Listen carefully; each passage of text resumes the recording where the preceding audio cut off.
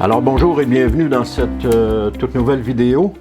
Je ne sais pas si vous avez vu passer dernièrement sur les réseaux sociaux un post ou un enseignement qui mentionnait, qui posait la question à qui s'adresse Matthieu 24. Est-ce que c'est pour Israël seulement ou tous les disciples? Et la conclusion que la personne qui a fait l'enseignement arrivait, c'était que ça s'adressait non strictement juste à Israël.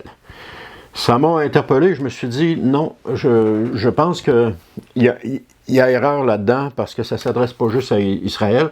Et c'est ça que je veux vous montrer aujourd'hui dans cette vidéo, qu'effectivement, Matthieu 24 ne s'adresse pas strictement à Israël, mais à tous les disciples. Le texte de Matthieu 24 ne s'adresse pas exclusivement à Israël, comme je viens de vous dire. Il contient des éléments liés au contexte juif du premier siècle, bien entendu, mais l'enseignement vise plus largement les disciples de Jésus et par extension tout le peuple de Dieu. Mais voici comment comprendre cela selon le contexte biblique.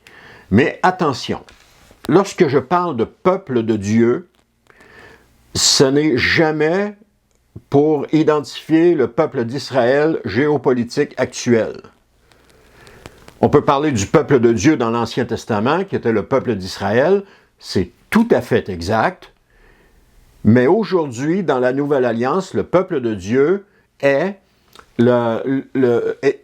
constitué des croyants en Jésus-Christ. J'ai fait d'autres vidéos là-dessus qui expliquent quand même cela.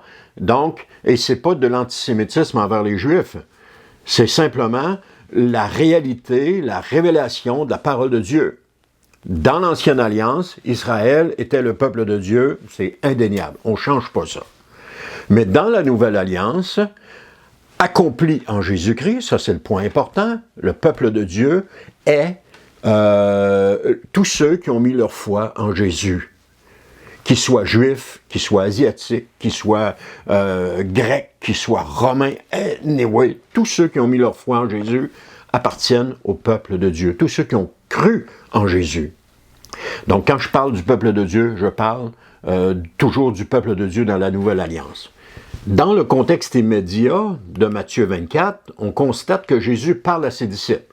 On voit ça dans le verset 3, qui commence ainsi. Comme il, en parlant de Jésus, était assis sur le mont des Oliviers, ses disciples s'approchèrent, le prirent à part et lui demandèrent « Dis-nous quand cela se produira-t-il et quel signe annoncera ta venue et la fin du monde? » Jésus ne parle pas à la nation d'Israël en tant qu'identité politique ou ethnique, mais à ses disciples. Et dans l'Évangile de Matthieu, les disciples représentent ceux qui suivent Jésus, c'est-à-dire les croyants. Bien que ceux-ci soient juifs, ce sont eux qui ont été les premiers chrétiens. Dans Matthieu, chapitre 28, versets 19 à 20, ça nous dit que ces mêmes disciples reçoivent la mission d'enseigner toutes les nations.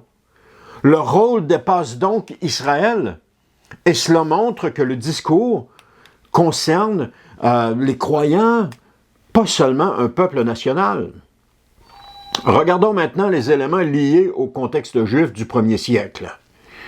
Certains détails reflètent clairement le contexte d'Israël au temps de Jésus. Par exemple, quand ça dit « Priez pour que votre fuite n'ait pas lieu en hiver ni un jour de sabbat », Matthieu 24, 20. Ou la mention du temple, Matthieu 24, 1 à 2. Ou encore la Judée comme lieu de fuite, Matthieu 24, 16. Ces éléments correspondent historiquement à la destruction de Jérusalem en l'an 70. Donc Jésus utilise ici un contexte concret, connu de ses auditeurs juifs, mais cela ne signifie pas que tout le discours concerne uniquement Israël. Jésus parle à ses disciples vivants dans ce contexte historique précis. On retrouve bien entendu des enseignements universels pour tous les croyants.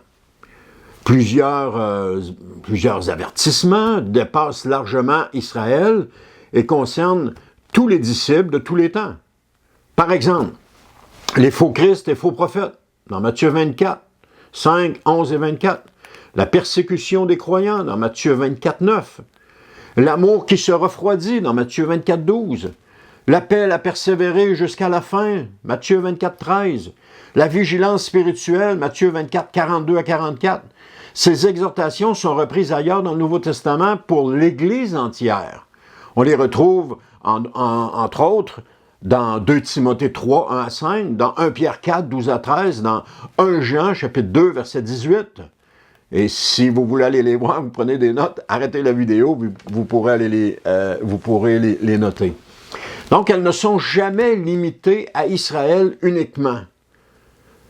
Ce qui fait que dans l'ensemble du Nouveau Testament, Jésus ne divise pas l'histoire en 2 plans distincts, c'est-à-dire Israël d'un côté, l'Église de l'autre. Il parle à ceux qui lui appartiennent, ceux qui sont le peuple de Dieu dans la Nouvelle Alliance. Et Matthieu 24 s'inscrit dans cette logique.